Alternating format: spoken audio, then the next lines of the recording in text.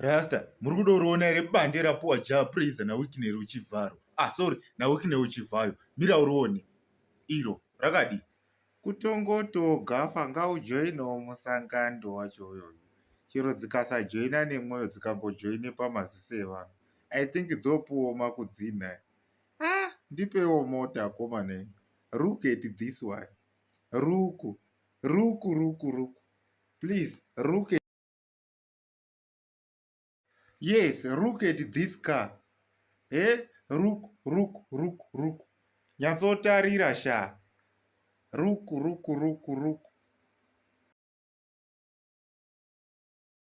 Look at this masita. But hangu ichisicheziya wangu ndinosi.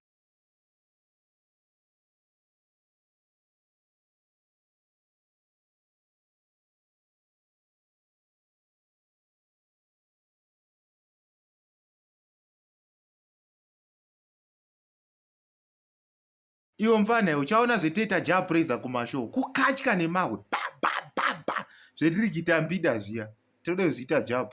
Aiwe unenge uchauya kumashow kubatei futi yewani makumotesa unomborye ma1000 wakapuwa aya ndivhiki yapera kuseruko wakapuwa zvemamwe ma1000 makumari manyama hauyi kumashow amene kuti muchatemani. Aiwa japraiser but hai ndiri wawingi hangu adunyepa. Tichiri ipapo panyaya dzekupemha panyaya dzekukumbira parema fesi inenge makadzari kuchema. Kapo yenyika kana kuti kapuru nyati ZW yodai kuekite vhidhiyo iri ichise pafacebook.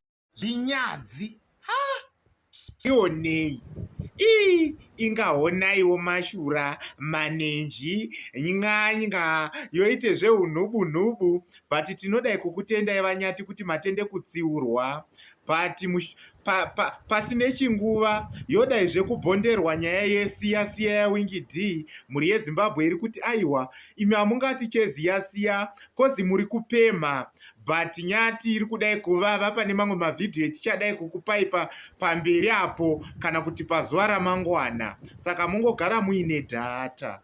Tokumbirawo muti subscribe nekuti followa. Tiri nyanzvi dzemakuhwa, tine guhwa rinotyisa, guhwa rinoshamisa. Garai makati subscribe musarashikirwa.